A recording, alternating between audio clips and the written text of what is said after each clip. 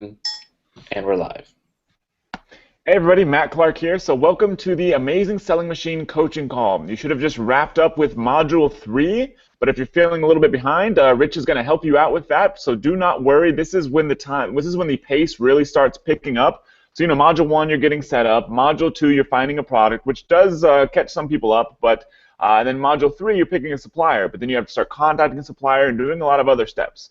So it starts really picking up, and people can get behind, but do not worry about that. But congratulations, you have just finished Module 3, and we'll be moving on to Module 4 starting tomorrow. So Jason and I right now are actually here in Aruba.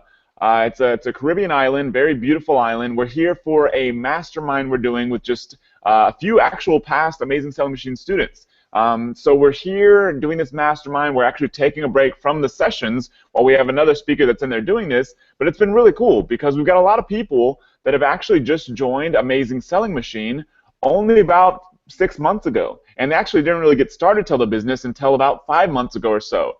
And they are already blowing it out of the park. We talked with a guy who's doing about $60,000 every single month right now, and he had just started back in May, I believe, back in May. $60,000 a month right now, and he built this business while working a full-time job. He travels all around the United States. He does commercial real estate development. He works for companies that does that anyways. And he had to build this business basically after he put his 3 kids to bed. He's got 3 kids as well. Put them to bed, so at about 9:30, he would start working on this business for 2 or 3 hours. And that's how he built this business that's now doing $60,000 a month. And we've also got other people that Jason will tell you about, another gentleman that actually just came up to him and gave an awesome story as well. But yeah, I want to welcome you to this Module 3 coaching call. We've got people answering questions behind the scenes, but Jason, feel free to take it away. Yeah, and just for everyone's note, because we are in Aruba for this mastermind, actually Shane is in Aruba with us as well.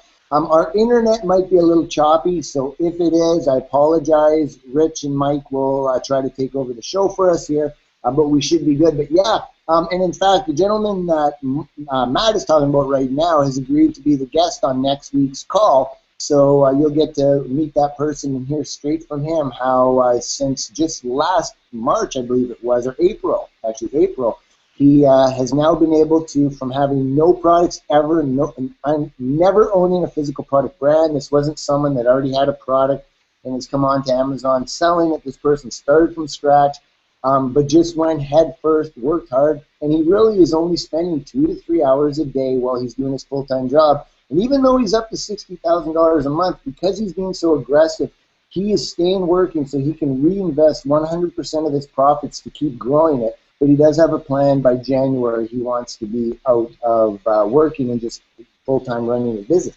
But another cool thing, and this was really only about 20 minutes ago, I had a gentleman come up to me and shake my hand and say, I want to thank you so much, but I have a question for you. Do you think I could get up to $1 million a month?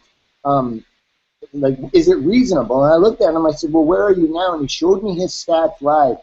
He joined 5 months ago. He's at $360,000 a month already. Now, his story is a little bit different. He's actually someone that already had products that he was selling in different areas, but then when he saw this system, he decided to take those, put them on Amazon. He has since shut down all other operations. And what I find incredibly cool about this, he's done no paid advertising or anything outside of Amazon. So that my answer to him was, yeah, I really believe you could easily hit $1 million because you're not even throwing all the traffic. And he says some of his products are converting at 50%. So he has a huge opportunity, but it's just mind-blowing and so awesome to see like so many people coming up to us who already get exceptional results. But those are the people that really, and they admit, they just push through. They stick with the system, they follow it, and they just push through until they get it done, and they really believe in it. So just really, really cool stuff. What we're going to be talking about, obviously, on this call, so again, you've got those comments underneath that you can add. We have Heather and Rachel who are in the background, a couple of our coaches that are helping out. We've got, obviously, Shane and Rich here, and then we've got our special guest who you're going to be hearing about very shortly. His name's Mike McClary. He's been around. I believe Mike's been here since ASM1, but we'll get to him in a moment. And he's got tons of experience when dealing with shipping and suppliers and all those kinds of things. So we'll be able to get a lot of questions answered there. One other thing I want to add real quick before we get into any of the supplier stuff, actually two things, is remember, keep all the questions focused only on this module, please. We definitely don't want to be getting ahead of ourselves or even going behind. If there's other questions, you know, post them in the community or however else, but remember, this is focused only on answering questions from Module 3. One other reminder is the live event is filling up extremely fast, faster than it ever has before, but what that means is our hotels are emptying out fast.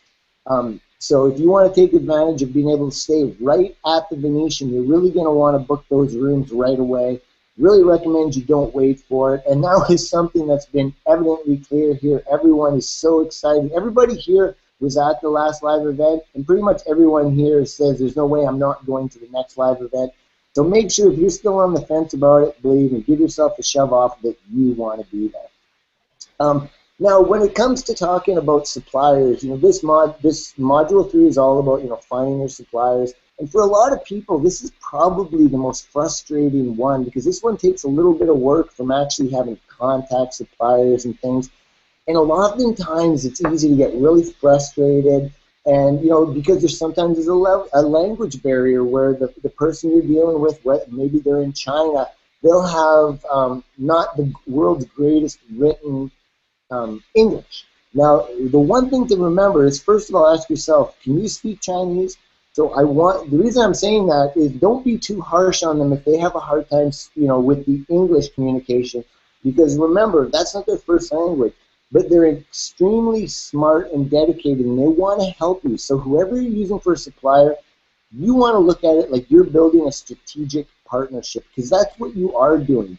You don't want to treat your suppliers poorly. You don't want to disrespect them. At the end of the day, your supplier is one of the most powerful relationships you will have with your business. And I know you'll hear this from everyone else, and I know Shane and I have had a lot of talks about this. Having a great relationship with your supplier can open up tremendous opportunities for not only cost savings, but other great products out there that you just can't find on places like Alibaba, but I'm going to leave that for later. The big thing I want to focus on right now is just reminding you, when you're contacting suppliers, be very respectful, and you want to look at the long-term benefit of how you're communicating with them. That you want to build a long-term strategic relationship, and you don't want to burn any bridges. Meaning you don't want anyone, the worst thing that could happen is you don't want them saying, I don't want to deal with this person because they're ignorant and rude. You want to be polite, professional, and, you know, just respectful to them, because, you know, at the end of the day, this is a business, and businesses are built and thrive on those powerful strategic partnerships. Now, Matt, I don't know if you have anything you want to add about suppliers or anything before we let Shane and them go. Hold on one second. Just need to unmute myself. Camera's back on. So yeah, when it comes to finding suppliers, I mean, a lot of, obviously, the training's inside of the web class, which you should have been through by now. But the thing is like, you know, if you're dealing with suppliers coming from China, like we've been talking with a lot of people here from Aruba, there's likely going to be a few issues that pop up. But the training sort of helps you sort out a lot of those things. But the people that end up with the biggest and best results are the ones who just keep pushing through. There may be some supplier that doesn't speak very good English, especially if you're sourcing from China. Either work through that or start contacting other suppliers. I mean, ultimately, I prefer, and we prefer, that you play it sort of as a numbers game. I'd prefer you to have too many options when it comes to suppliers than not enough. Even if you found one that's already good, go ahead and look for a backup option, because you don't want to be sitting there and be like, oh, you know, I did all this work, I did all this stuff with the supplier, and then now they're not responding, or something weird happened, like I don't like the product quality or something like that, and then you're like, oh, I'm just going to quit.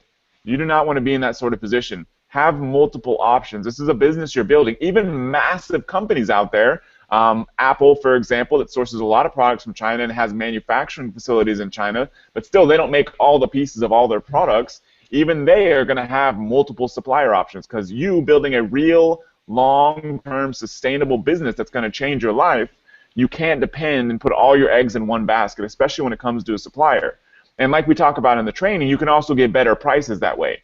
If you're able to find multiple suppliers that can all work and are all good, then start negotiating with all of them and say that this other supplier is going to give me, $3 a unit, while you're trying to tell me it has to be $5 a unit. What can you do for me? And the other one, if they drop below that, just start putting them against each other, and then you can get better pricing, and you'll always have a backup option in case something happens. But yeah, that's all I really want to touch on. Just want to bring back up the live event really quick, just to make sure it's super clear for people. The live event registration is open. It's included with your Amazing Selling Machine Builders Kit. It's one of the 4 components that you got access to as soon as you joined. It's included. We just ask that you put down a $50 registration just so that we know you're coming, and because it costs quite a bit to put on this event, and we have to reserve your seat, all that sort of stuff. And when there's a few other items we have to order that come along when you get to the live event. So that's why we do the $50 registration, but you get that back as soon as you show up. We literally give you $50. So you want to make sure you grab your spot. And remember, this is going to be our best event yet, and we have Richard Branson coming to speak, which a lot of people pay $5,000, $10,000 to come to events where he's at. He's probably is the highest, most in-demand business speaker out there, just because he pulls a lot of people and everyone knows who he is. And we also have extremely excited to have Robert Kiyosaki come, sold over 38 million copies of Rich Dad Poor Dad, and he's a phenomenal speaker. It's absolutely amazing. Heard him speak before. So make sure you sign up. There should be a registration link. You should have been sent one via email, but there should also be a registration link as soon as you log in to members.amazingacademy.com. But you don't want to wait to sign up, because obviously the $50 registration is fine, but the rooms are filling up. There's only so many rooms we have available at the group discount at the Venetian where the event is at. And you want to be staying at that hotel, and you obviously want to take advantage of the pricing discount. The reason you want to be staying in the hotel, because it'll make you getting in and out of the event easier. It'll make you the networking opportunities better. You'll be meeting more people, just casually going to restaurants and the bars or anything else in the hotel, because there's going to be thousands of us there. So you want to be where all the action is at. So if you haven't signed up, sign up right now. If you already have signed up, make sure you reserve your room before it's too late. So go back to the registration page, grab your link to go reserve the room. Make sure you do that right now. And if you haven't registered, do that right now. But that was really it for me.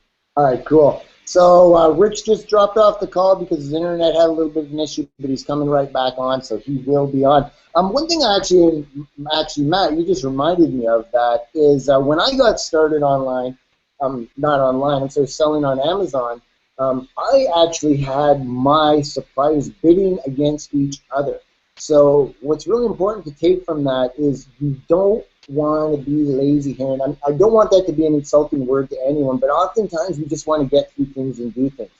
We obviously need to balance that, but at the end of the day, when it comes to finding your suppliers, the more options you have, as Matt said, the better. And you can start pricing them against each other, just saying, look, this supplier is offering me this price for this many units. What can you offer? And I actually ended up getting my initial product. One of the reasons it was so profitable for me right off the bat is I got my initial product order for the price that they were selling 10,000 plus units for. And I only ordered 500 initially. Or it might have been, no, it was 200. 200 I ordered. I was able to get my price driven right down, which was so cool. So by getting those suppliers, and not everyone's going to be able to do this because it's also going to depend on the type of product and the quality you want and everything, but do yourself a favor and just make sure you try to find other suppliers, because you never know how good it's going to work out for you from a pricing standpoint. So Rich isn't quite back yet, so I'm going to then, I want to actually ask maybe Shane, if you could just share a little bit about, Shane, he's actually dealing with products from China primarily, and obviously when it comes to contacting suppliers overseas, especially if you haven't done it before, there can be some nuances and just some things that you really want to get down. So Shane's just going to share a little bit about that. Hey guys, thanks Jason. Yeah, a lot of the comments that are coming up this week are a little bit of fear and trepidation in dealing with overseas suppliers. And when I say overseas, I only deal with China for the most part. Now I have contacted India, Pakistan, Thailand suppliers. I haven't yet negotiated anything with them, but I have started talking to them. One thing I want to say first of all, I've had a few people contact me. They're living in like Thailand. I think another guy in Cambodia. Might have been a guy in India as well, who keep talking about dealing with China, and that's great. That's no problem. But one thing I suggested to them was, you know what, why not just take a quick look in your own backyard first? I mean, you know, obviously nobody has the breadth and the depth of manufacturing that the Chinese have. So, you know, that's sort of the go-to place for so many things. And if you're in the U.S., I mean, there's obviously lots of products U.S.-based, but if you're in Brazil or Mexico or Thailand or something, you know, take a look in your own backyard. You might be surprised at what you might be able to find manufactured in your own countries, and take advantage of that obvious advantage that you have with knowing the language, knowing the customs, the taxes, you know, all that kind of stuff. You know, see what you can find. Check it out on Amazon. You might be surprised that there might be something there that might be a great product to run with before you just, you know, automatically sort of defer, you know, to going to China. The other thing I want to express is, you know, I think I've been pretty fortunate, but I need to say this. It takes time to develop a relationship with any supplier, especially with an overseas. You got time zone differences, you got language differences. You got to give it time. You can't expect right out of the gate, you know, you're going to get whatever you want and they're going to do everything for you. They don't know you from Adam. It's important to give it time and let it develop naturally. You know, when I started, I don't think I had the best pricing in the world. I think I was right in the middle of the pack. But over time, those things changed. And the other thing, just before I go into that a little more, you know, if you watch that Alibaba video, you know, we talked a little bit about vetting manufacturers and talking about if they're gold suppliers. You know, if they're an assessed manufacturer, those kinds of filters, so you can feel more comfortable you're dealing with a legitimate supplier. Don't forget to do your due diligence. You know, check out their company website. You know, it only takes 5-10 minutes to, you know, check out some of their contacts, their links, you know, some Google searches, their address. You know, it's I mean, if these big companies are exporting to, you know, Germany and the US, it's no problem to actually find references to them online, and just make sure you're on the up and up and you're feeling comfortable moving forward.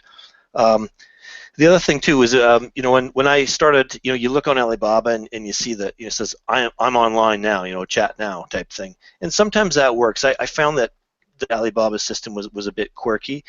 Maybe they've improved it, but I thought, well, heck, you know, I'll just save some time and I'm just going to phone them.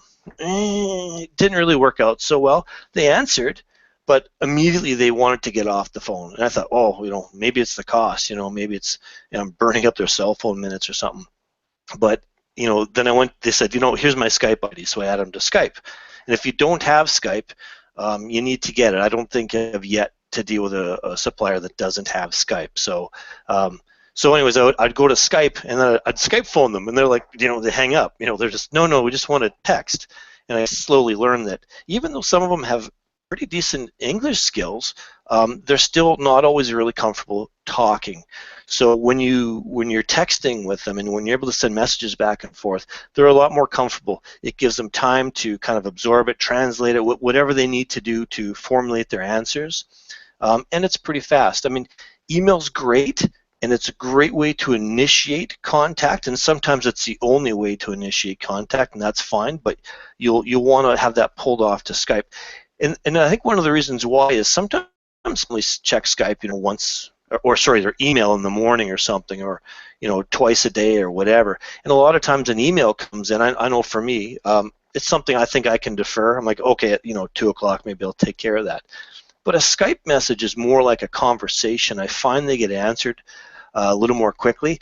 I know I tend to answer Skype messages a little more quickly, but please, everybody, don't Skype me. I'm just kidding. So Skype is really the way to go. I find it's a great medium. I get sort of instant satisfaction a lot of times, and it's been a fantastic resource and tool. And by nurturing that relationship, by building it, by letting it just build up over time, and working with them, and I kept there a bit, but I think Jason was talking about, you know, being respectful and polite. Don't, you know, a few times I kind of was taken aback by some of the messages I'd gotten from some of my suppliers, but it just turned out to be a translation issue. You know, there was just something I wasn't reading quite right. So never take anything personally. Give it time, absorb it, try and understand what they're trying to say, and you'll be pretty good. Now, there are a few suppliers out there who have some fantastic people who speak really good English. For the most part, that hasn't been my experience, but every single one of them, their English has been good enough to get the job done and to go forward and really understand each other. A few of, I won't talk too much longer, but just a few of the advantages that I found after 3, 4, 5, 6 months in dealing with my supplier was they were bringing new products to me before they were posted and released to the public. So they were, you know, dealing with a product that was already in my niche. It was something that you know, they knew I might be interested in. They offered it to me first, which was, you know, pretty neat. I thought that was pretty cool, and we kind of worked on our own pricing scheme. And somebody in touch with the industry, they've even recommended that I carry products that they're not manufacturing because they'll think it will enhance my brand, which I thought was pretty weird. But they think, hey, if my brand's more powerful, I'm going to order more and more and more. You know, these kinds of things develop. Pricing breaks, obviously, the more you do, the more you know them, the more you can negotiate. But what I've done a couple of, well, actually very recently, is I didn't want to tie up cash. I was able to order 5,000 units of a product, and I had 5,000 boxes printed. So I paid that price, and that low price for the boxes and the product, but I only ordered and paid for 1,000 at a time, and they had no problem keeping the product boxes at their, you know, it was printed at a different factory, at their warehouse. There's no charge or anything because, you know, we had that really great relationship. So just little things like that those aren't going to happen, you know, in the first week you make contact. Those will happen after 6 months of having a great relationship with them. Little things too sometimes, you know, sometimes you have a problem with shipping or getting something to a dock, or, you know, they're always willing to jump in and help you out. I mean, I've had nothing but really positive experiences dealing with them, and I guess I just want to express that it takes time. The last thing I want to mention was a few people kept asking me about samples. Absolutely, get samples. By having samples, it saved me so much money because I thought something was going to be, you know, the cat's meow, and it turned out to be just something I totally wasn't interested in. And I think that on one of the video forums, someone was kind of, you know, it was $30 or something to get a sample shipped to them. They're like, oh, I want to get 2 or 3, but should I invest $100? Oh my goodness, I don't think I've ever paid less than $70. I usually pay between $70 and $100 to get one sample over, and I think I've gotten, you know, 6, 7, 8 easily, you know, over the last 6 months. So, you know, that $100, it could save you thousands and headaches like you wouldn't believe down the road. So absolutely, no matter what, get that sample in your hands. It's the only really, you know, guaranteed way to test the quality. And that's about it. I think Rich might be back. Yeah, Rich is back. And one thing I wanted to add in here, remember too that always look to see, again, if, as was mentioned earlier, in your own backyard, like just because we're talking about China and a lot of people are going through with getting products from China and overseas, there still are a lot of options in our own backyard. So in the United States, for example, I'm in Aruba, but you know what I mean. In fact, the guest that we're going to have next week, who we mentioned just started a few months ago and is already at over 60 grand a month, he's using a U.S. supplier. So it's not always about going overseas, but obviously different types of products, you kind of want to go different areas because the price breaks, and it is searching. But a good thing I want to just kind of reaffirm to everyone too is, remember, you're building the foundations for a business here. So what that means is, again, as Shane referenced with building up your relationship with your supplier, yeah, you're not going to get all those benefits right now because that supplier, again, quoted by Shane, doesn't know you from Adam. So they have no clue, and they're constantly contacted by people who even want to get free samples because, you know, they just want to get free products. So that's why a lot of companies actually even hesitate to want to send samples, and they do charge a little bit extra, but absolutely, you need samples. Because if you don't have those samples, actually, I know of a person that didn't order samples, didn't get to see their product checked up, just sent them to Amazon, and they ended up having 3,000 units of a product that was wrong. So it might have been a little cost savings up front, but boy, did it cost him long down the road. So yeah, absolutely, you want to be able to do that. All right, so Rich, you are back healthy and good internet here? Yeah, I think it should be good. Can you hear me okay? Yeah, we can hear you good. So cool. All right, take her away on what you got to share, my friend. Sure. This is basically about what people have been contacting us about regarding Module 3, and we've got a lot of people commenting and sending private messages that are getting worried because they're feeling they're getting left behind because Module 3 is more time-consuming than the previous two modules. So I just want to clear up a few things to literally put your minds at ease, right? First of all, Module 3 is the most time-consuming module we have, and that counts all 8, the 5 that you haven't seen yet. And we have that to a certain extent because of, because of this, it's also the most difficult. But most of this is down to the fact that you're relying on other people, okay? So you're having to rely on suppliers contacting you, getting back to you, giving you quotes, answering your questions. And that's the main reason it's more difficult, because you're not relying on yourself. You have to rely on someone else. But now this is like a big change since, sorry, I'm just getting a bit of feedback. So sorry about that. So anyway, some suppliers are always going to be faster than others, but have to wait. It's just part of doing this business. Some people you might see in the forum, they've got the product, you know, it's being shipped and everything. Well, that can be the product's easier for the manufacturer to make. They might have it in stock. They might just be good at replying. But you have to take the rough with the smooth, and you're going to find that sometimes your suppliers are going to be a bit slower than others. But it's really, really important that you try and be as patient as possible. It's critical that you go through the entire process with all your suppliers and do not feel rushed into choosing the first supplier that gives you the information you want and need. We've seen it countless times where people actually contact you. Like as Matt said, you want to be contacting as many suppliers as you can, because you might well find that the 5th supplier you contact is way better than anybody else. So literally, I mean, when it comes to your future success, you really do need to make sure you get a good supplier. Mike, who's going to be on this call, he might even talk about it. I might be stealing this from him or not. I'm not sure. We've been talking about relationships with suppliers. Well, one of Mike's suppliers actually flew over from China and spent 3-4 days, I think it was, in St. Louis with him. They got to meet, talk about more products, all that kind of thing. And he is now taken it to such a level that he's now becoming a vendor and all that kind of thing. And that all comes from having such a fantastic relationship with his supplier. So much so that he flew halfway around the world just to meet up with him. Now, obviously, if you contact a supplier that does give you the runaround and doesn't respond days at a time, then you're probably going to want to skip that supplier. Okay? But it's really important that you're patient, you take your time, and you give them all a chance to actually provide you with a product, provide you with this service. It's really important to remember this is a marathon, okay? It's not some sprint. You're going to build a long-term sustainable business. So you need to take your time when you're looking for that perfect supplier. Another question we've been getting actually is what to do if after contacting suppliers, the cost of the product that you've chosen at that point means that you're going to end up with a really small profit margin. Well, if this happens, you've got 2 choices. If it's not like 5% or something ridiculously low, if you're looking maybe at 20%, which is still quite low, but you could still move forward with that.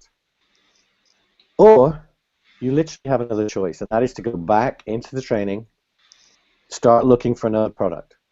Now, how many of you are going to be thinking, hold on, I've been working hard on this for 3 weeks, I found my product, I don't want to waste all that time. But you're not wasting any time at all. The key thing here is that none of this time has been wasted over the last 3 weeks. The business experience you've picked up over the last 3 weeks is invaluable, and you're going to find that because of that experience, if you go back now to look for a new product, you're going to find them much, much quicker, and you're going to find it much, much easier. So don't be scared to actually say to yourself, okay, I think I've come to the end of the line with this one. The suppliers want it's too expensive, or yeah, I'm not going to have a big enough profit margin. Any of those things at all. Don't be scared to go back and start again and find a new product. And lastly, remember that you've got a lot of people here to help you. Okay, if you are stuck or have any kind of problem, then please go post in the community and ask for help. We have an entire team of mentors waiting to help you with any problems you might run into.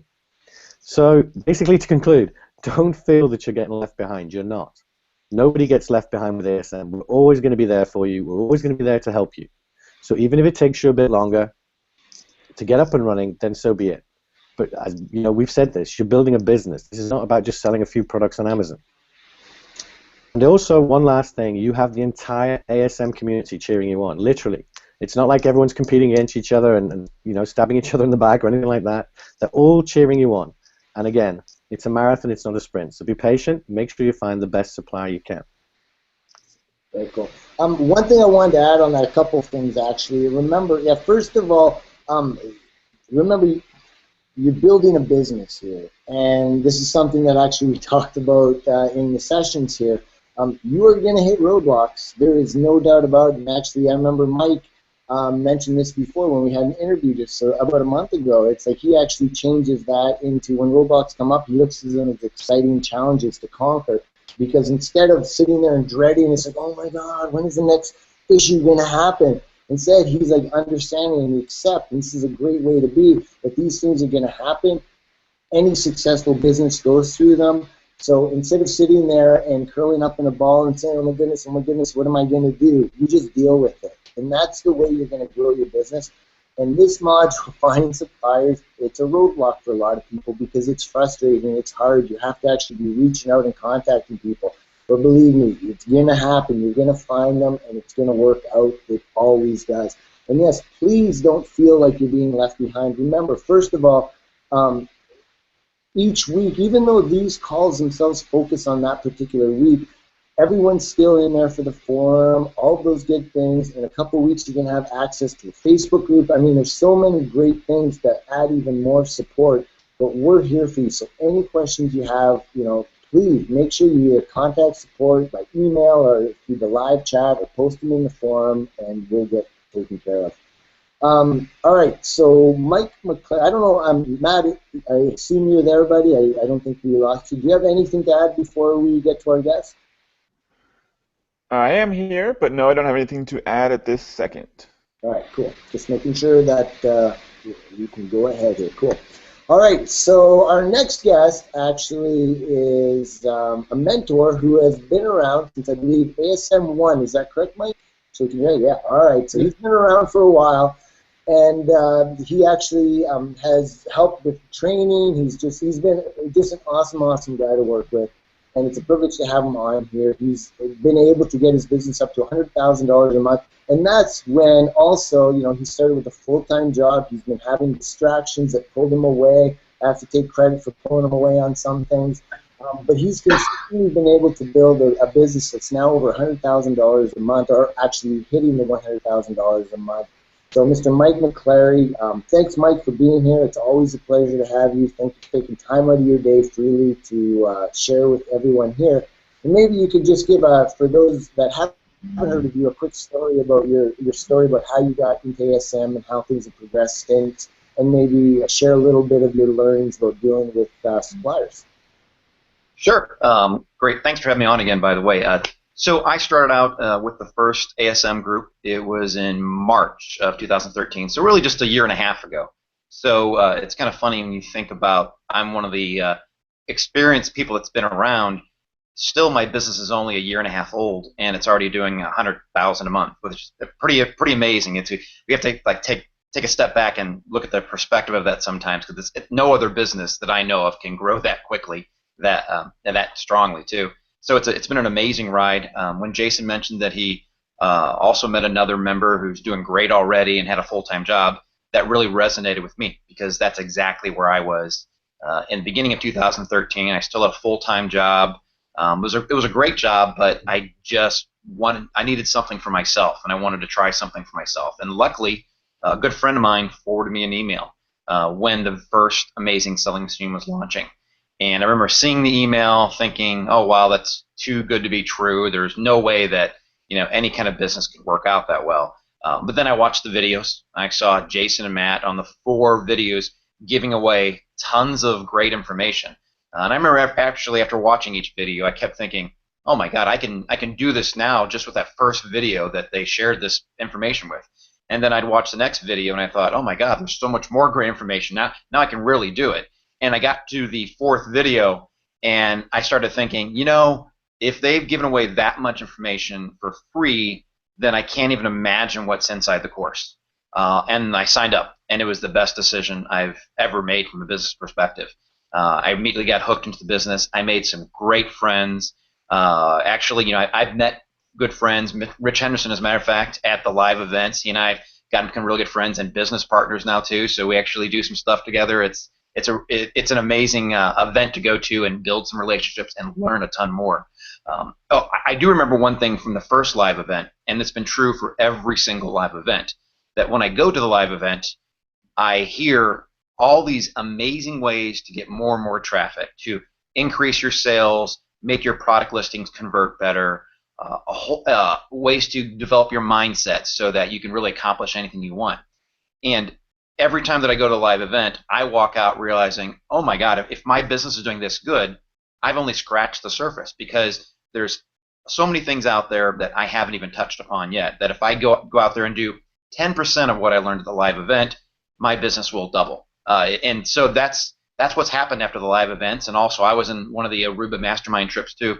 Same thing, a whole bunch of different content about how to get more traffic, how to increase sales, how to convert better. It's amazing. So I tell you that because even though I think I'm doing really good right now, and I'm very happy, I still feel like the potential is enormous out there, and for you guys too. So you'll realize that you're going to hit a milestone. I know you guys are going to hit a milestone. You'll get the 1K a month, and it's going to feel like the best thing on earth. But as soon as you get the ball rolling, things just pick up from there. And it's after you get your product launched, you get a little bit of sales and some experience, your confidence takes over, and your product just naturally progresses. And you just use all the tools, use everything you've learned, and even when you get to $250,000 a month, you're still only scratching the surface. There's just so much potential that's out there. I thought one of the things I'd share was when I started off, how I found my first supplier. And I actually did go two routes. I had two products. One I wanted to get from overseas, but I knew that it was going to take a while. I'm a very detail-oriented person, so I really followed through, and I didn't pull the trigger right away, and I wanted to meet with different suppliers and test a few different products. So I knew that process was going to take a while. So I also sourced a domestic product too, one that was made in the United States, which I knew that once I got going, it would be very quick to get it shipped in and start selling. So I had one product from overseas that was going to take a while, and one domestically that was going to be very quick. And the reason I bring that up is that I've seen both sides of the sourcing, the importing side and domestic side, so I can pretty accurately tell you the difference between the two. And of course, domestic is easier. Once you find a product, it's much quicker and easier to get your product sourced. But a lot of you out there now are looking overseas, which is where you can find so many amazing products. And I don't think you need to be afraid of it. And like everyone on the call has said so far, this is the most challenging module you'll go through. But once you get over this, it's going to be another challenge you've accomplished, and everything else is going to seem even easier. But don't be afraid of the work that's involved. And I know you're going to be nervous. I was scared to death the first time that I actually even Skyped with a supplier from China. And what I quickly realized was that they were just like me. They had a family, they had a kid, they wanted to take a vacation. I think a lot of us have these preconceptions about no matter who your supplier is, but you don't really realize there's a person behind that Skype chat or the phone, and they are just like you. And I was really fortunate, like Rich alluded to, that I got to become good friends with my supplier. He traveled over here to spend time with me and my family and met my kids, and it was an amazing experience for me, but I know it was an amazing experience for him too, because he told me that I was one of the first suppliers that ever embraced him, and he now calls me his brother. And it's not just him trying to butter me up or get more sales out of me. Of course he wants that, but I can tell he feels it, and he is more willing now to share things with me. He brought a great big bag of all the newest products that their company was working on and just laid them on the kitchen table. My kids came around and dug into them and picked out theirs, and we started going through, and he wanted me to have first dibs on these new products so that I could sell them. And that really showed that the time that I took to build that relationship was paying off. I mean, it already had paid off, but when he did that, it's just another example of This is a long-term part of your business. It's part of your foundation. So take the time, get to know these people. They're just like you. They're nervous too, but don't be afraid of it. Have a little fun with it. A couple things that I want to share on the supplier side, then I'll get to the shipping. But remember, it's a relationship you're building, and these people, they want your business, but they're used to hundreds of people just wanting a free product. So you need to convince them that you're a legitimate business in the start, or maybe what I did, here's a little trick that I did. I went out there and I had a little trouble contacting suppliers at first because they didn't want to deal with me. Or maybe I got too frustrated right away because I really wanted them to reply right away, and it was a little frustrating. But what I realized quickly is I went out there and built a free website. You can go to web.com or GoDaddy or HostGator, and I built a company website. It was one page, just had my company name on there and a little blurb about, Mike McClary Industries is the top-selling manufacturer of so-and-so products. Was I bending the truth? Sure. I wasn't yet, that big company, but that was my company. I wanted to make sure that they knew I was legitimate. So when I started contacting suppliers, every one of them looked at my email address and then looked at my website, and they saw, wow, this is not just Joe Schmo calling from his basement. It was, but they didn't know that. It was a company that already was established. And so it gave me a little bit of credibility. So no, everyone doesn't have to go out there and build a website right now. But if you run into issues where your suppliers don't seem to be giving you enough attention, go out there and get a website for what, $9.99. You can buy a domain and get it hosted for free. It takes 30 minutes to set it up and have a regular page with just your website on there and a little blurb about you. That will give you credibility, and if you're having struggles, that will help you get their attention. You don't have to, but it's just a little tip. Also, everyone negotiates differently, but I think some people really enjoy the negotiating process. It was interesting hearing Jason talk about his negotiating, how he's able to play people off, not play them off each other, but make them compete for your business, which is a great way to do it. But there are many ways to skin a cat, and my thought on the entire negotiating was I want to make sure that I build a relationship. So I did not hammer my supplier for the lowest possible price. I kept telling him, I want a good price, but I want the highest quality that you can possibly give me. And I know that we stress that in the course here too, and I just want to reiterate it. A lot of suppliers always think that you're very price sensitive, and they try to handle everything with you with, oh, I can give you a lower MRQ or a lower price. But be sure to stress that you want a high quality product. That is absolutely one of the most important things. So I did not tell them that I just need a lower price, Found a good price. I knew my numbers. I used the calculator that's right inside of the Amazing Academy. It tells you what your profit margin will be. I used that. I found out what price was good for me. I knew it was good for them, and I went forward. And it worked out beautifully. And now I have several products that we're launching with the new supplier now, so it's great. So I want to talk a little about the scariest part also, another scary part, which is importing. And I know a lot of people they're afraid of all the steps involved in importing because there are customs and duties and taxes, and you need some kind of continuous bond or a one-time bond. I will give you my super secret trick to handling that, and that is finding a company to do all that for you. And you can contact any one of these major companies like DHL or UPS or FedEx. They are experts. They know everything. And definitely don't get bogged down in all of the details behind how to import and trying to understand all the duties and taxes and rules and regulations. Let someone who does that professionally do that for you. And what they will do is they'll get your business, so the major companies will handle that for free for you. Now, you might be able to get a cheaper price on your first order for shipping from your supplier. That's another option too. They oftentimes have an established account with one of the major shipping companies, so they get some of the best rates. And so if you're not ordering too much of inventory, I think the magic number is under $2,500 worth of inventory, you can just use their shipping definitely and have them ship it to somewhere, whether it's your home or some, FBA inspection or Earth Class Mail. Someone's going to inspect the product for you. Have them ship it. You'll get a really good rate from them, and that's one easy way to do it. But what I did is I went out there right away and I met with DHL. That was a company I went with. I switched from them now. I've tried out a couple of people just to make sure I really want service. I'm not really looking for the absolute cheapest price on importing. I want a really good price, but I want a company that I know is going to be there when I call them. They're going to track down my shipments. They're going to help me every step of the way. So that's why I went out there right away and got a global freight forwarding account. It really helped out just having that checked off the list to know that anytime in the future I was going to have a product shipped, I just made a call to my representative of the shipping company. I gave them my manufacturer's email address, and they ran with it from there. And I never had to do another thing. All I knew was it's going to be delivered on this date, and I had them sent to my house. That's what I did first to make things easy too. So outsource that. It's the easiest thing that you can do. Be sure, again, you ask for a global freight forwarding account. You don't want an express account.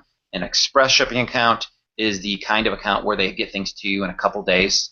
That's very expensive, but it's not what you want for your products. You'll eat up your profits very quickly there. But again, try to go out there, build a relationship also with your shipping company. So there's a big theme here, with the course. Build relationships down at the live event. Build a relationship with your supplier. I'm saying build a relationship with your freight forwarding company. And so much is relationships. And that's maybe that's a great thing for this call here, because you're building a foundation for your entire future of your business. And if you invest in that right now, it is going to pay huge rewards very, very quickly for you, and it's going to be awesome. Awesome, Mike. Thank you very much. One thing that actually I forgot to mention, which is going to be coming next week, we've actually been working with a company that has a few members have already been working with, and we're actually arranging a really good deal for everyone, FBA inspections. And one of the cool things about this, which we'll be posting the information next week about, is they're an awesome service, especially when you are going overseas or buying from overseas. What they can do is you can ship your product to them. They verify everything, make sure that everything in the packaging is good, make sure like you get what you say, the count rights are good and everything. So just letting you all know, and it saves so much time and effort. It's a really great service. We're going to be sharing more on that next week. But keep your ear to the ground about that, because especially once you order your product, before you get it on Amazon, especially, this really works well for a couple things. So, for example, I live in Canada, and to use Amazon.com, it really doesn't make sense to send the products to me first in Canada, because then I have to pay all duties and everything in Canada. Then I have to ship them back to the States to go to Amazon. What you can do with a service like that is it just gets directly shipped to them.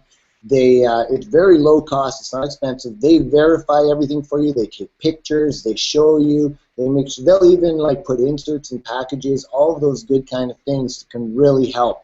So that's just some relief. So once you find your supplier next week, when we give you everything about FBA inspections, that's going to help you out tremendously. So I just wanted to add that real quick. So we got a few questions, Mike, right now. A couple of them right now directed for you. So, were you afraid of quality issues from overseas when you got started? I wouldn't say I was afraid, but it definitely was a concern of mine. And I think what you talked about earlier, along with Shane too, you definitely want to get a sample. And the samples will tell you, in general, what the product's going to be like. So make sure you get some samples. That'll help alleviate some of your concerns. You're going to, one of the things I realize is no matter how much you inspect a product or look at it, you are going to have some that are just defective. They get damaged during shipping, or something doesn't work right. I think a fair number of defective products is around 2%. So count on that happening. What we did is that once our products were ready, I had them shipped to my house so that I could actually look at them before I sent them to Amazon. So that way I knew that if there were any issues, I'd see them right away. Or if we're using a service like FBA inspections or someone else, that's another route too. But you definitely want to get a sample. Again, if you are based where you can have your product, your first order shipped to you, I would suggest doing it if that's an option for you, checking them out, making sure they're good, and then you'll feel much better. If you have any issues, when you see those, you can contact your supplier right away, figure it out, and have another shipment sent or find another supplier. So yes, concerned about it, but remember this too. These suppliers aren't going to stick around if they're selling you really bad products. So if you do your due diligence and check out their, how long they've been around, you can get a good feel for how good a quality they provide. Yeah, and that's an important point, Mike, and I'm glad you brought that up. And so there's a difference between being afraid or being doing due diligence, meaning that it does, like, sadly, saying you're afraid of bad products from China, you get bad products from the States. One of my first suppliers, they were from the United States, and they gave me some good products, and then I got terrible products from them. The quality was all over. Doesn't matter the location, so don't make that assumption at all. No matter who the supplier is from where, you should have a concern that the quality is going to be good. So don't make any assumptions that, oh, just the China companies are the ones you have to watch quality. That's not true at all. It's just because you're dealing with, more of a population over there, maybe the chances might be greater, but I don't know. But at the end of the day, you need to do your due diligence. Like the tips they gave, check out the supplier. Make sure it has a website. A great tip I got is when you go to your supplier's domain name, so if you do find a website, what you do is you want to do a who is search. So it's just a WHOIS search. What this does is this helps you learn the domain name, like you're understanding the registration information about the domain name of that website. Because if you go to the company name and you see the website was maybe only registered like 6 months ago, chances are it's not a long established company. But if you can see that the website's been around a long time, it's still being used, chances are they've been in business a long time, and that means that they're not in the business of sending terrible products to people with poor quality. So make sure you get your sample, you do your due diligence on the suppliers. And what I personally do is when I order my sample, I also order the competing products on Amazon that I want to compare it against, because there's nothing better than feeling the difference. Which one's heavier, which one what are the little intricacies, what are the issues that my product can do better than this one. So it's really worthwhile to get that reconnaissance, I guess, kind of done initially. It just makes for a much smoother process through this whole thing. Another one for you, Mike. I see lots of Mike questions here. How many suppliers did you contact before you found the one who calls you brother? Sure. It wasn't a ton. I think it was 3 or 4 suppliers. And I just built up a rapport with that one. As soon as you start hearing back and chatting with them, you can tell, you just get a gut feel sometimes about whether or not you're going to click with that supplier. And this one, even before I'd really gotten quotes, I could tell that I was building a rapport with him and that he was someone that I'd want to work with. So yeah, 3 or 4. Definitely don't just go with your first one, but also don't overcomplicate this. If you find a product and a good supplier after the second company you contact, run with it. Just go with it and trust your instincts. One thing that I want to add, now obviously we're big advocates of building a solid relationship, but one thing I want to actually do is step back for a second. One thing to remember though, when you are dealing with these suppliers, the reps that you're talking about, they'll often call them, quote unquote, account managers.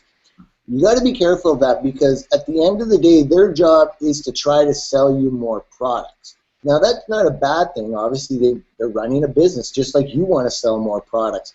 But remember, as much as it might seem like they always have your best interests in focus, it might not always be the case. So while you have to do due diligence with quality of your product, you want to do due diligence with the quality of your supplier. And remember that even though they're an account manager, they're really a salesperson. Their job is to get you to buy more of the product from their facility. So you want to keep that in perspective, and remember, that they are a business as well. So you do want to be careful with things that you do share, like even prices that you're selling your products at, things like that. There's certain information initially when you're creating that relationship that you don't really need to be sharing with them. Until it's at a point that it's needed. So just something that kind of clicked into my head, because I know for myself, I had a little bit of an issue with that at first because they were calling themselves an account manager, and then for that one company I was using where the product quality was terrible, it became exceedingly clear that they were just pushy salespeople. Now, not everyone's like that, but just something food for thought. So, Mike, how much does it to get a I'm reading the question as exactly as posted, so it's not me, it's the question posted. How much does it to get a global freight forwarding account? I'm assuming how much does it cost to get a global freight forwarding account? And does this take care of getting product from overseas and delivered to FBA Amazon? Okay, the accounts are completely free. You just have to call them and they will have you fill out an application. Again, I'm glad they got it right. Global Freight Forwarding is the name to ask for. Be sure when you talk to whatever shipping company, that's the type of account you want. They'll send you some forms. Don't be afraid that they'll have a lot of legal jargon because anytime you have anyone importing products for you, you have to give them a power of attorney. That's totally normal. They're not going to take over your business. It is just so that they can sign off for your shipments when they're received here. But it's free. There's no cost for it. Yeah, just you need to sign up for it. Very cool. So there's a little bit of a confusion here, and since Mike's name on it, I'll let you be the one to explain this. But it says, I'm a bit confused. I thought that inventory didn't have to be shipped to us directly, but you could send it directly to Amazon.com if you were using FBA. Could you just explain that, please? Yeah, sure. No, that's exactly right. You do not have to have your products sent to you first. For my first set of products, I wanted to see them, I wanted to feel them, I wanted to inspect them to make sure that they were everything that I thought they were. And so I had them sent to my own home and inspected them, and then I shipped them off to Amazon. It really wasn't that much more expensive. The shipping rates that we get from domestic UPS shipments through Amazon is incredibly cheap. So it didn't add that much to my bottom line. I wanted to do that. Once you are comfortable that your products look good, you can absolutely have them sent directly from your supplier to Amazon. They can check them in. You just need to make sure that, for one, I would definitely have a freight forwarding company who knows how to do that, because that way you won't have any problems when they're getting imported. They have to know who the importer of record is, and that is you. It is not Amazon. And you need to make sure that your freight forwarder is aware of that, so they sign you as the importer of record, but they still send it to Amazon for receiving. You can absolutely do it. It's possible. I was just very detail-oriented and wanted to see everything at first. Okay. Mike, could you explain what you mean by FOB and how far that takes your product? Sure. Now, I don't know if I'm right on this, but I think the term FOB means freight on board. There's actually a couple other terms for it, but I like that definition because it makes sense to me. And what that means is when you get a quote from your supplier, and let's assume it's going to be an overseas supplier because they use that term, that's going to be the entire cost of your product in order to get it all the way to their port. So let's say it's in China, whatever quote they give you will include the cost of the product and getting that product to the port of Shanghai or Ningbo or whatever it is. So FOB means they just get it to the port in their country, and then you are responsible for the rest of the shipping costs after that. All right, cool. Just give me 1 second here. I notice we're at the 5:57 mark, so I'm just going to be a second. And we do have to get going here shortly because we've got to get back to the mastermind. So, Matt, if you wanted to, I'm just thinking maybe I can stick around and we can get some more questions. Matt, if you wanted to check out, don't know if you have any closing remarks, and then we'll just carry it off and you could head back to the mastermind. Sure, absolutely. So yeah, everybody. So this is the Module 3 coaching call, and especially I was just looking back through what's going on in Module 3, and it's definitely probably the meatiest module. You do a lot of things in Module 3, and some of these things take quite a bit of time because you're going back and forth with suppliers and all that sort of good stuff, and you're creating packaging and your branding and your logo and all that sort of good stuff. So don't get discouraged if you're by this point literally watching this video with us live, which there's a lot of you all here right now. If you're like, oh, I haven't done everything in this module, but Module 4 is going live tomorrow, don't worry, this stuff's going to be here. You've been in the same situation that a lot of people have, like the ones we've talked about that are doing tens of thousands of dollars a month already, even after only doing this for a few months. And obviously we have people that are doing much bigger numbers that have been doing it for longer. So you've been in their exact same shoes. Just keep pushing forward. And then Module 4 releases tomorrow, which is really about setting up and optimizing your Amazon product listing, which is really cool stuff because when you get to that point of setting up your Amazon product listing, follow everything in Module 4 to a T. Don't miss a single step. Even after you set up your Amazon product listing, go back and watch everything in Module 4 again because you don't want to miss anything. Because we've seen it time and time again. We've seen people that get their product live and then they're wondering why it's not selling. And we go in for one reason or another, somebody on our team goes and looks at their Amazon product listing because we want to see what's going on, and inevitably there's something wrong with their listing. They don't have good images, they don't have a good title, they don't have good description, or anything like that. So make sure you follow everything in Module 4 when you get to that point, but obviously for now, make sure you pick your product like you should have in Module 2, make sure you find a supplier, create your packaging and logo and branding, and get your product live on Amazon, and that's where the fun really starts. We're able to start turning this effort into money actually coming in your pocket. So yeah, congratulations for making it this far. Keep pushing forward. We're going to be here watching you succeed, and know we want to see you at the live event, absolutely. So remember, we've got Richard Branson, Robert Kiyosaki, obviously Jason, myself, Rich, Mike, Shane. We're all going to be there. It's in February. Grab your spot right now by using the link in your members.amazingacademy.com, and we will see you there. So that's really it for me. Yeah, thanks for joining. I know these guys are going to keep going, I have to run here, but I will see you all soon. Awesome. Thanks, Matt.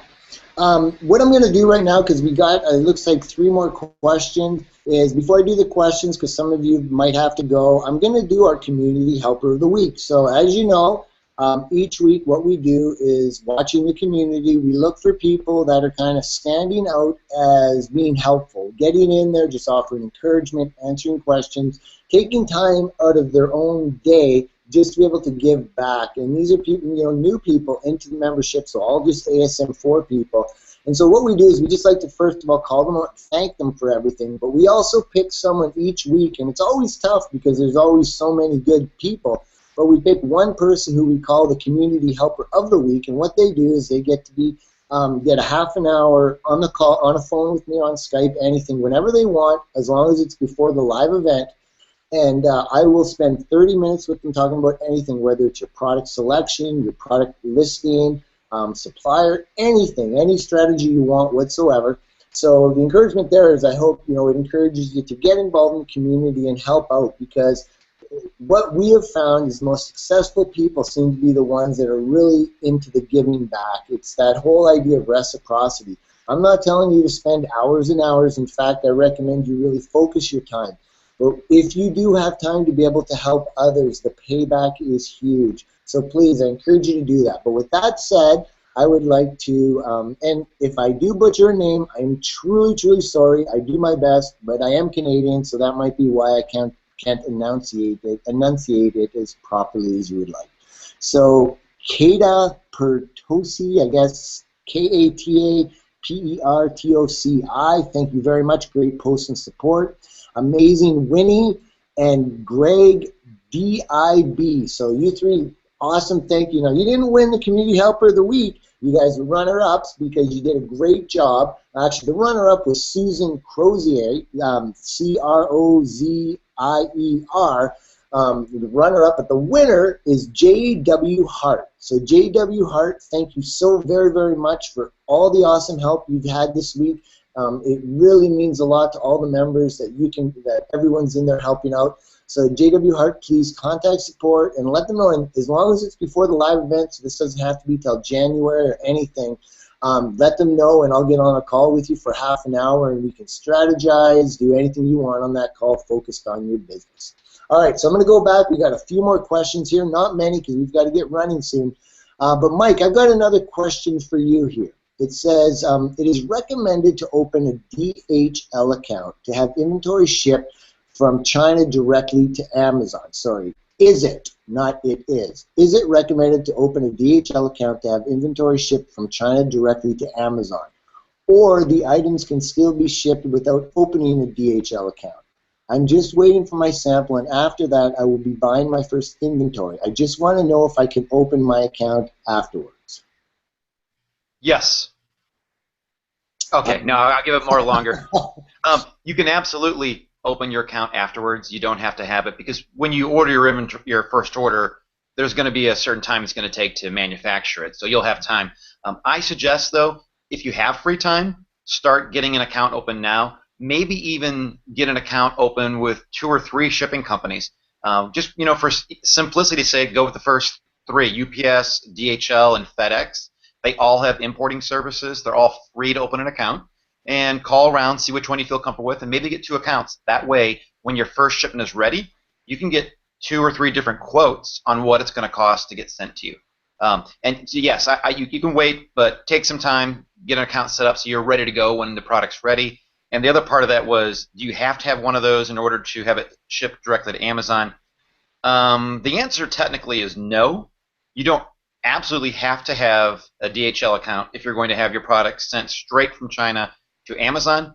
However, I would say that I'm all about making my life simple. That's like a huge theme for me, is having other people do things that they do better than I can do, which is a lot of things. So getting an account with a company who knows what they're doing will make sure that there are no problems, or will lessen the chance of having problems. So I would get a company that you trust so that they'll take care of shipping it, and it just makes your life so much easier. Very cool.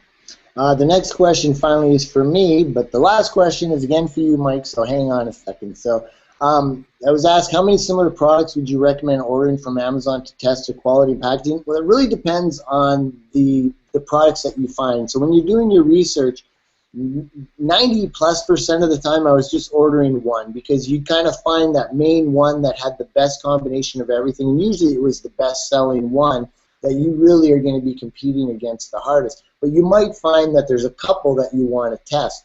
And remember, the whole process here is what I do is when I do this order, I want to document the entire the entire ordering process, because I want to know, first of all, okay, once I order and everything goes through, do I get any communications from the seller? If I am, what communications am I getting? When the product gets there, how is the packaging?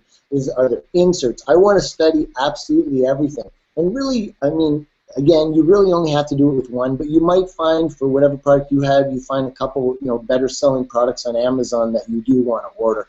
But you don't need to order a lot. The idea is just looking at the competition and understand, because you want to create really what's called your unique selling position, your USP. And what that means is to understand exactly why they should buy your product versus the competition. And by understanding what your unique selling position is, you really need to understand what you're competing against. So just getting that product, really understanding what they're offering, so how you can make yours better, is the reason I do that. So hopefully, Peter, that answered your question. All right, so our very last question here, again for you, Mike, is when you were working with packaging, did you use their designers? How does it work for you to send your design? Any advice, please? Sure. Again, this is one of those areas where there's many different ways you can do it and get a good result. We did not use their designers. I just felt like packaging is so much to me. Again, don't get hung up on you. Now, when Mike's done talking, you have to have like amazing packaging. That's not the case. For me, it was one of the things I really wanted our product to have, was a really good package. So we had a designer. He's my brother, actually. He works with me, and he does good design of packaging. Or he never did it before, but he knew graphic arts. So he designed it, and we sent it to them in AI format, which is Adobe Illustrator, or PSD, which is Photoshop. Those are the files that they generally take. They might even take a PDF.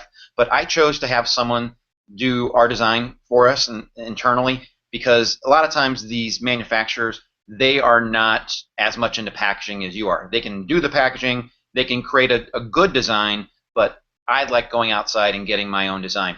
99 Designs, I think that's covered in the course, as a matter of fact, is a great place to get designs made, relatively inexpensive. When you compare about the business you're investing in, it's a good piece of a good thing to invest in right now, because packaging is really important.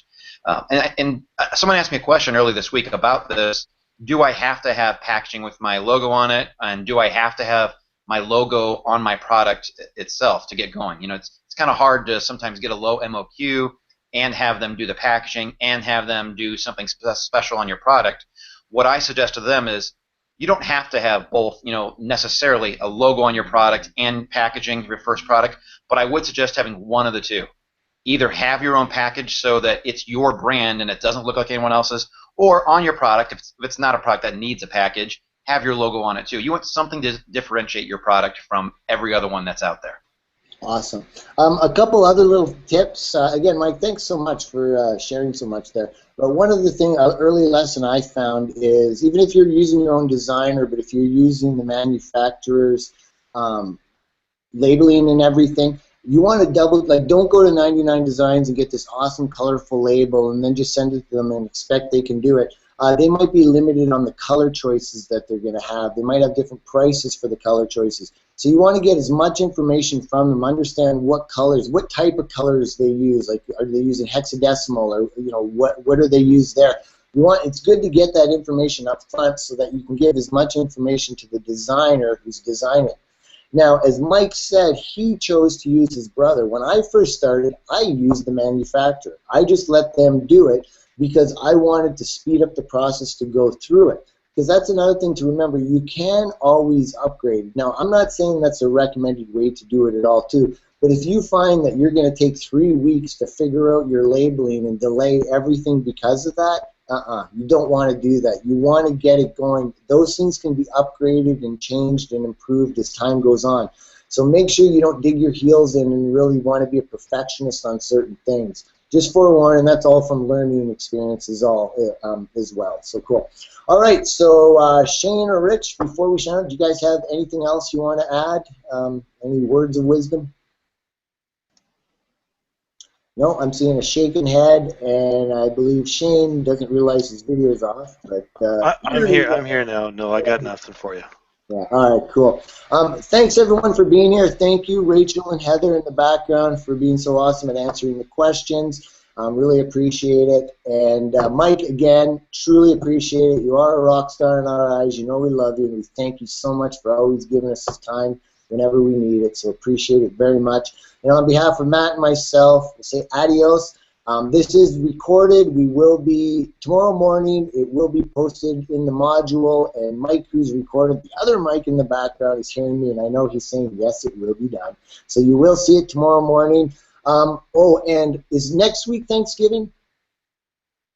Mike, okay, so in 2 weeks. So I just want to remind everyone that on Thanksgiving, that call is going to be the Wednesday. So in 2 weeks, the call will be Wednesday at 4 o'clock instead of on Thanksgiving Day at 4 o'clock. So just adjust your calendars accordingly. Get ready for Module 4 that opens tomorrow. That's been, can't believe we're on Module 4 already. That's awesome. So have an awesome week. We're enjoying ourselves in Aruba and hope you're enjoying yourself where you are. Thanks for being here and take care.